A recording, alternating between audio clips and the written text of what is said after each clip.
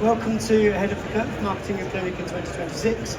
We're going to talk about some of the changes that are happening in marketing, how you're going to market your clinic in 2026 to stay ahead of your competitors and continue moving forward in a changing world. We actually had to prepare the slides long before we had time to prepare the talk, and it was a bit ambitious to talk about all these things. So I'm going to be talking about high search, SEO, Google Ads and social media.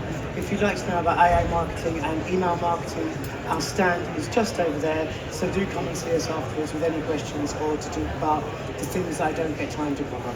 So let's dive straight in. A little bit about me. My name is Dann. I run Broxbourne Marketing, which is a digital marketing agency for healthcare, specialising in clinics and particularly in MSK clinics. My background is I'm a web developer and coder. I built a website for my osteopath about 10 years ago. That seemed like quite a nice niche. So I started a business called Websites for Osteopaths. We started working for other people besides osteopaths and started getting asked to do things like Google Ads, social media, SEO and so on. So we learned these other skills and became Market Your Clinic Online. Market Your Clinic Online grew, we took on more staff, and at the beginning of this year we rebranded to become Broxbourne Marketing. My work on marketing and case studies about marketing for physical therapy have appeared in Osteopathy Today, In Touch, the Physio First magazine, the Co-Kinetic Journal. I've been on Ginny's OsteoBiz podcast, and I've also lectured to MSc osteopathy students about marketing their clinics once they graduate. Might not also be obvious, but I'm also a speaker at Therapy Expo.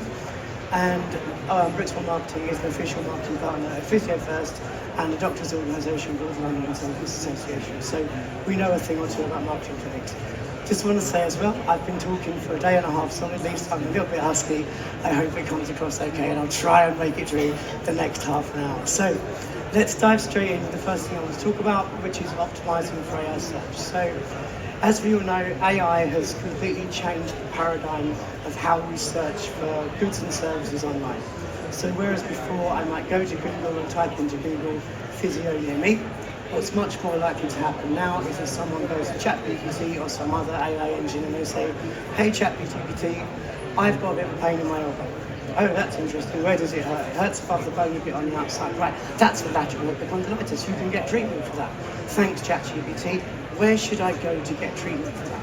And it's going to recommend local clinics. So the goal is, how do we get our clinic to show up when someone types that search into ChatGPT? That's great. Where can I get treatment for that? And the first thing we need to understand is what AI is looking for. Actually, let me back up a little bit for the but how much. Because a lot of people are worried that that's now the only way people are looking for information. If I'm not showing up in AI, I'm not showing up at all. As it stands at the moment, the more the big SEO websites and blogs and stuff have done studies into this, most people will still use ChatGPT to research their symptoms and their conditions, but then they'll go back to Google to find a local clinic who will help.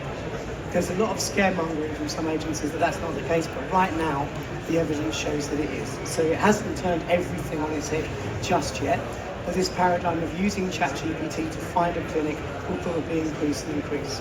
So how do we know, first of all, what AI is looking for? And your AI engine returning a clinic is looking for much the same as Google or a search engine is looking for. He wants to return results that are relevant, and he wants to return them with a high degree of confidence. He wants to know, I can definitely recommend this clinic to this person in this particular instance. So how do we do that and give it that confidence? The first thing is, on your website, state everything very explicitly.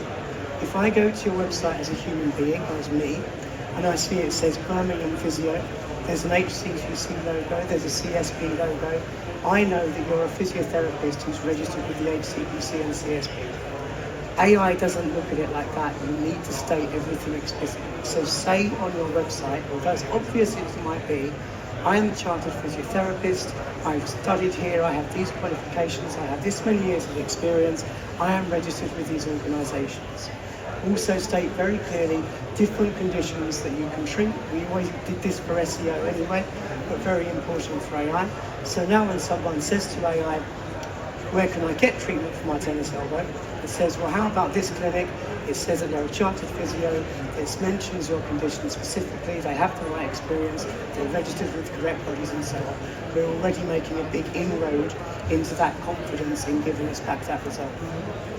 Off-page things, we want to ensure consistency everywhere that you're mentioned on the internet, same as we do for SEO. Let's say you changed address and half the internet still refers to your old address and the other half still refers to your new address. Then whether it's Google or whether it's ChatGPT or anyone else, it's looking at that and going, I'm not really sure, I'll recommend this other clinic instead. Reviews, obviously I've heard this throughout the weekend from people speaking here, you can't stress reviews enough. Get as many reviews as you can, have a system in place for it, and ask them to mention the particular condition or treatment that you gave them. So then we're in a situation where ChatGPT can come back and say, I recommend this person, they've got all the right qualifications and experience, it specifically mentions your condition, they have 300 5-star reviews, of which 4 also say they came for treatment for that condition. So now that's ChatGPT or whoever can return that result with a really high degree of confidence. So that's how you're going to get on the AI search. A few technical things as well, general optimization that we do for SEO, things like H1 tags, meta tags, title tags, etc. Not as important for AI search, but still important. Schema data, if you don't know what schema data is, it's something called rich data that tells the internet what your website, what your page is about, but isn't visible to the end user. There are lots of plugins and platforms that do it automatically. They make a terrible job of it. If you can get someone to do it manually for you, that's much better. If you look in your book, there's a website you can go to check what schema your website has, and it should say medical clinic, medical business, or local business. Person's page, practitioner pages should have person schema, locations should have location schema, and so on. And lastly, LLMS.text is an emerging technology, which is a kind of sitemap for AI engines that tells AI what your website is about, what the pages are about, which is gradually being uptaken by AI engines. Just quickly going back to schema, there was a study done recently by Search Engine Land that compared websites with good, bad and no schema, and that ChatGPT was only returning the ones with good schema. So that's very important. And last of all, which is also the first thing, ask your AI about your clinic. Ask what it knows. Say, is it a suitable place to have this treatment? Is it good for this? Is it good for that? And so on. See what it says about you. Then go back to the start, fill in the gaps, and see what it says about you now until it's saying the things that you wanted to say. That's AI search. So how will we optimize for SEO in 2026? The first thing I want to talk about, a few little agency industry secrets, the truth about SEO. So we've had some amazing SEO results. We've ranked clinics from nothing to ranking all over their city to the point they've gone from being 2 people to 10 people in the course of about 18 months. We ranked a blood lab above Randox, above Boots, even above the NHS. We've increased people's top 3 rankings by a factor of 3 or 4. We've had some absolutely outstanding results. So can we do that for everybody? No, we can't. Do we get the same results every time? No, we don't. If we do SEO for 5 people, 1 will come back to us and say, thank you, Chris, amazing. I bought a new car with the business that you've got. I've taken on 2 new staff, it's amazing. 3 out of 5 will say, that was a solid investment, thank you very much. I made more money than I spent. And 1 will come back to me saying, you're not getting results. And I say, no, you're not. Sorry, we're doing everything we can. We've even got top-level SEO consultants to come and look at our difficult SEO clients. We get them to audit it, we pay them an awful lot of money, and they come back and say, we can't figure it out either. And this, no matter what anyone tells you, if someone guarantees you SEO results, that is the real truth about SEO. It's volatile. Different things work nearly all the time. Different things don't always work, and sometimes you just get that puzzle that absolutely no one can figure out. So, that notwithstanding, what can we do for SEO in 2026? First thing, good SEO is good marketing. Don't do anything that's like SEO tricks or anything like that. Focus on good user experience, doing things that are useful for people. So if I optimize my website, if I make sure that my services are really clearly broken down, you can find information about people, you can find information about treatments, conditions. That's good marketing because that's useful to people. But it's also really good for SEO. If I appear in lots of other places locally, if I appear in local newspapers, local media, local social media, that's good for my SEO, but that's also good marketing, that's useful to people, that's getting me out. So avoid any SEO tricks generally, we'll talk about some of those in a minute, and focus on good marketing, the rest will follow. So I break SEO down into two things. There's the fundamentals, which every clinic should do regardless of who you are. And then there's what I call proactive SEO, which is once you've done all those things, if you want to try and carry on growing your rankings further, there are diminishing returns, but those are the things you then do next. So for fundamentals of SEO, you most likely know a lot of this already. Google Business Profile, use every feature you possibly can and review your Google Business Profile regularly. One, because they keep introducing new features which you want to be using, and two, because Google has a very nasty habit of changing your information behind your back.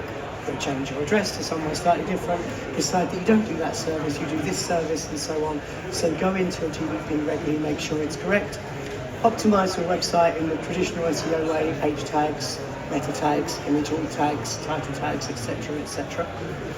Clinic page, have a page for each clinic location. If you have multiple clinics, have a page for each location. If you just have one clinic page optimized for that clinic. You can optimize that for the location that your people are searching in, whether that's a town, a city, or whatever else, and put so much information. This is the place to put lots of information for Google, for AI. You want all the obvious things like name, address, phone number, opening hours, directions, but then really go to town on this. So things like, how do I get on public transport? Is there parking? Do you have toilets? Do you have gender neutral toilets? Can I park my bike there? Can I bring a coffee in? Is there a waiting room where my kid can wait? Can I bring my dog in? Do you have disabled access? All these kind of things, anything you can think about, put it all in that clinic page. Google loves it and AI loves it as well, because someone will be saying, I want to go to a clinic where I can bring my dog in. And if you've got that information on your website, AI will know. The clinician page, that's a page for each clinician working in your business. Ideally, a separate page for each clinician rather than a team page or an About Us page. Mark it up with person schema, and then think about EEAT. If you don't know what that is, that's Google's algorithm for ranking healthcare businesses, which stands for experience, expertise, authority, and trust. So you're showing I have these many years of experience, maybe I have NHS experience, maybe I have experience in other clinics, that sort of thing. Expertise, I've been doing this for, I have these qualifications, I'm experienced in treating these conditions, I'm experienced in doing what I do. Authority, any authority that you have, which for everyone's got qualifications, registered with the right professional bodies, that sort of thing. And trust, again, that comes back to reviews and testimonials. 30 to 50 citations are the ideal. That's listings on other business directories in your area, just showing the internet at large, this is real, other people are talking about it, other people are referencing it. That's the fundamentals everyone should be doing. If you want to then get a bit more proactive, there are diminishing returns on doing this, but this is how you push it forward from there. Content marketing, which means keeping a blog. I've heard a few people this weekend say blogs are now dead. That's not really true, but what is dead is writing 1,200 words stuffed with keywords. That's pointless now. What you want to be doing is writing blogs that are very much unique to you. This is how I treated this is how I made this work, this is how I helped this patient, not stuff that you can just type into AI, what's the tennis elbow, and get that information. And also anything that's locally relevant. If there's a local park run, for example, you can talk about that, you can link to it. You're showing that you're rooted in your local community wherever people are going to be making that search. Backlinks are still important, so you can get links into your website in many ways. You can go for guest posting agencies. What's ideal is that you get local backlinks. So you can do that by reaching out to other local companies, getting them to link to you, sponsoring things, taking out local ads which come with a backlink, and so on and so forth. And then all the last bits, competitions, press, relevance, leadership, partnerships and networking. I'm just going to give you a couple of examples of how we've done this for clients so you can see what I'm talking about when I say those words. So the first thing is we're just running a Christmas competition for a client at the moment where the winner gets a free massage. You nominate someone, hashtag deserves a break, who deserves a free massage at Christmas. We then put that on social media. That then spreads around their local area and their local area groups. We send press releases to local media, and just last week one of them picked up on it, did a story about it, and then we get in that local media with a backlink to the clinic's website, which gives it local authority. Another way we've done it in terms of partnerships and networking, we made a list of 60 local sports clubs. We phoned them all up twice and said, you're interested in partnering with our client, who's an osteopath. And eventually we partnered him with 3 local sports clubs who sent their people to him, who allowed us to post on their website, put on their website our local preferred provider of osteopathy and sports injury clinic, all linked back to him. That's genuine local authority backlinks that are coming back to his website and raising his SEO. A few dubious SEO tactics, what works and what doesn't, so a bit more trade secrets. Do you have a best-selling physiotherapist in Birmingham? Do we also have a page that says physiotherapy near me? Yes, it works. It shouldn't work, it's a shame it works, but honestly it works. Don't put it in your menu, but it's fine to have a page that says physiotherapy near me, which will optimise for that search. Also local location pages, so from a physio in Birmingham, do I have a page that says physiotherapy Aston, physiotherapy Solihull, I'm not from Birmingham, physiotherapy all the other places in Birmingham. Yes, unfortunately that still works as well.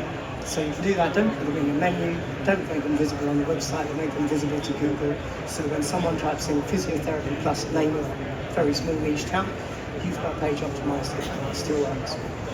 Piggybacking similar services, so we have a client and his best ranking page in one particular area is chiropractor in area.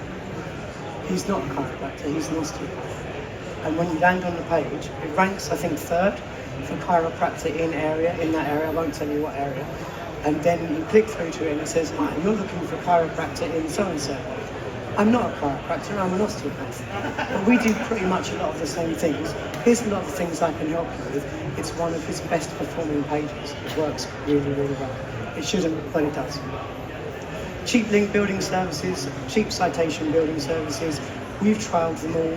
Don't bother. If it's cheap, it's more headache than it's worth. Try and build genuine proper links or get decent high authority guest posts. It's not worth it. And the last thing I want to talk about is CTRM, which is click-through rate manipulation. Has anyone heard of click-through rate manipulation? Yeah? One. It's been the big topic in the SEO community this year. And we're based on the premise that the more people use your website or go to it in answer to a search, and then don't come back to the search, the better result your website is for that search. So what CTRM software does is you set it up with a geographical area and you set it up with a few searches like physiotherapy and so, and then it spoofs searches. So it pings Google, telling Google, hello, I'm an iPhone 12, I'm so many degrees north, so many degrees east, and I'd like responses for the search physiotherapy in this area, right? Google sends back the results, the software clicks on you, it goes to your website for a bit and then doesn't come back. And Google says, that was a good result for this search. You then increase it a little bit, so it starts off with 1 or 2 the first day, next day a few more, next day a few more, until after a few months it's doing like 100 of these a day. And Google is saying, this is the best result possible for this search, this is amazing, hundreds of people are clicking on this, they're all going to the same site, they're not coming back, I'll rank this one first. So we heard all the buzz about this in the SEO community. We trialled it with 5 different clinics over a 4-month period, and I think you'll be glad to know it did nothing. And I think, I've heard so many good stories about it, I think the reason it didn't work is because healthcare rankings work so differently with this experience, expertise, authority, trust algorithm, that just having loads of clicks through didn't actually move the needle at all. So that was a big sigh of relief for a lot of our clients who were saying, like, do we need to be doing this? Do we need to be doing this? It didn't really work for healthcare, and I think that's the reason. But not to say it doesn't work for other businesses.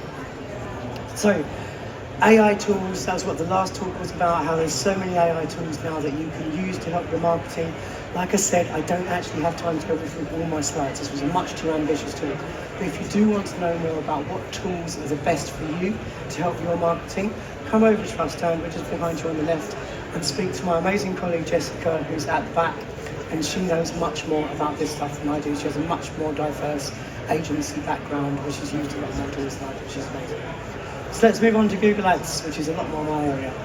So how are we going to make Google Ads work in 2026? The first thing, I'm always surprised how many people come to us and say, I've run a Google Ad campaign, I've been doing it for 6 months. We say, right, is it working? They say, how would I know? We think, how can you be spending all this money on advertising and not knowing if it's working? So you can set up conversion tracking all through your funnel. You should know how many people clicked on the ad, how many people then went to a booking page, and ideally how many then went on to make an appointment. So you can calculate how much each appointment cost you, you know what your lifetime customer value is, so then you can see what your return on investment is for that particular keyword, that particular campaign, and so on and so on. The problem is that most of you will use third-party booking platforms like Clinico, Jane, and so on. It's notoriously difficult to track conversions on third-party booking systems. We've found workarounds with Clinico, we've found workarounds with Jane, we can do it with PPS, Acuity won't let us do it at all, Xander won't let us do it at all, Natalie knows that Acuity won't let us do it at all. But you can still optimise a campaign really well with incomplete data. So one of our best campaigns, all we can track is how many people click through the booking system, and then we compare that with the data the client is getting, ask them what they're seeing on the ground, and the client says, yep, it makes sense, if I double the ad budget, I get double the clients, if I half the ad budget, I get half the clients, so it makes sense. You can track with incomplete data, and all of the third-party booking systems are currently working on getting those features built in. Jane came over and spoke to us yesterday and said, I bet I know your biggest problem with Jane app is that you can't track conversions. And we said, yeah, can you fix it? And they said, we're on it. That's the big problem with it. So once you've got your conversion tracking set up, how are you going to make Google Ads work? And the most important thing is experimentation and trying different things. If we take two apparently identical clinics in apparently identical demographics, what works for one doesn't work for the other. And then we have to keep experimenting, trying different things.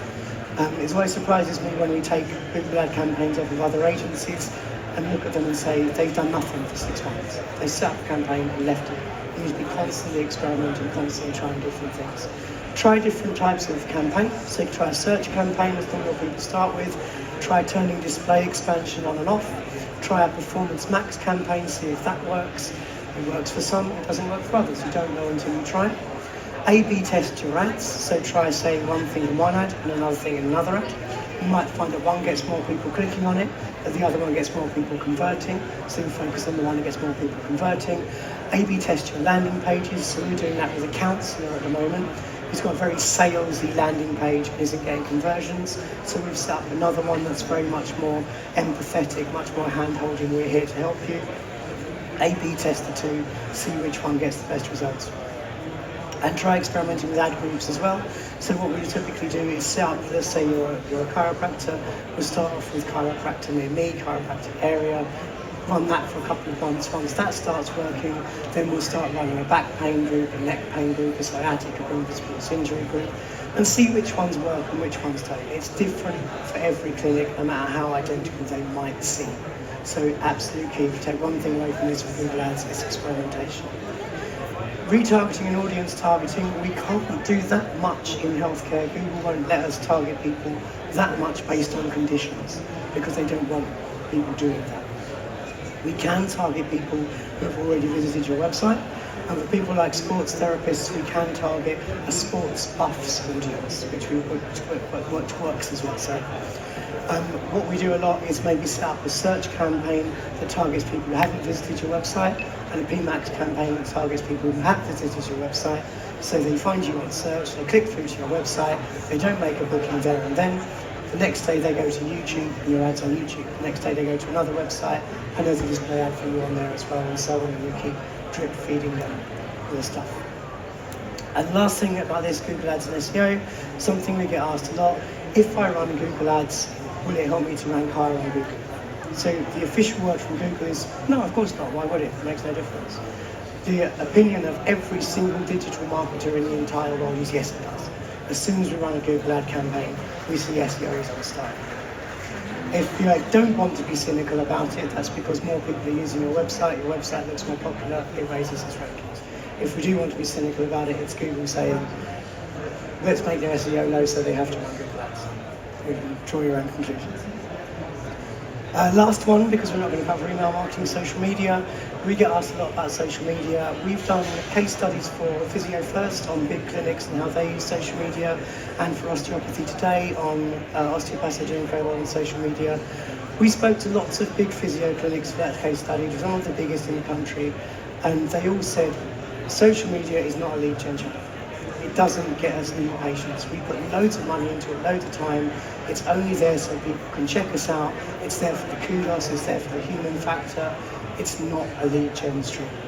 We also commissioned a survey and looked on attitudes towards physical therapy and found that even 18 to 25-year-olds won't go on social media to look for a therapist. They'll go to Google. So if you thought you were missing a big trick on social media, you're probably not. I think that's because physical therapy is something I don't look for until I need it.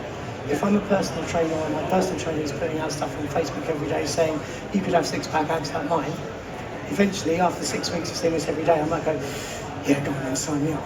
But if you're saying to me I've got the best treatment for plantar fasciitis, if I don't have plantar fasciitis, I don't care. So I think that's why social media doesn't work quite so well for physiotherapy. The osteopaths we interviewed who do succeed on social media were avid social media users who are doing like 3-4 times a day posting anyway, regardless of the business context. And we're also very, very lucky to find really fertile local groups where their expertise fit in. It is worth doing to keep in touch with your people, to give a human face. Very quickly about how you do that, be consistent, post 2-3 times a week. If you don't do that, the algorithm doesn't like it. It doesn't want to be putting you up there if you're a bit hot and cold. Focus on engaging content, so not for the 300th time how osteopathy can help you, but what's going on at the clinic, human stories, what's happening today, what's going on outside the clinic, what's going on locally, that sort of thing. Make it interesting.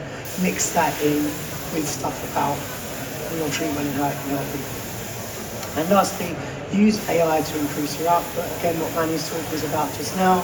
There are so many AI tools now that can just multiply your productivity absolutely massively. So use those to help with social media. If you are interested in going bigger on social media and really getting a big following, going viral and so on, again, I don't know where she's disappeared, but you should speak to my colleague Jessica. Jessica's experience, like I said, is much more diverse than mine. She's worked for very big brands managing social media. She's worked with luxury brands managing social media. She explained it to me in a way that blew me away. I thought I knew what I was talking about until she came on board, and she can explain it to you as well. She talked about how to study to help creators, books, different formats of socials, different CTAs, and so on and so forth. Right, email marketing. We're not going to talk about because we don't have time. I can see the clock on the back says I only have a minute or so left. What I will just answer is one question we've asked a lot, which is, do clinics require opt-in for their lists? Obviously, GDPR says you can't just add someone to your mailing list, but some clinics just add everyone who books an appointment to their mailing list automatically. People say, can I do that? Legally? No, absolutely you cannot. In my experience, 50% of clinics do, 50% of clinics don't. So just a little nugget of information for you to make what you will of. If you want to know more about email marketing or anything else, come and see us. We're just behind you on the left there. You should all have a free book and pen, and if you've got any professional, you're over there. Last of all, quickly about us. We have many years' experience and proven results in physical therapy. We do these different things. I should say as well, we are a 5-person agency based in Greenwich in South London. We're official partners of Physio First and London Consultants Association. And 2 big USPs that we have are that A, we report very transparently. There's nowhere for us to hide in our reporting. We show you exactly where your money went, exactly what was done, and exactly what results that you're getting. And we don't tie you in. You can leave at any time with a month's notice. You can also do a 1-month trial and leave at the end if you want to, if you prefer. Thank you for bearing with me today despite my extremely hoarse voice. We are just over there. If you want to come over and talk about anything, if you have any questions, we have coffee, we have chocolates. Come and enjoy them with us. Thank you very much. I hope that was helpful.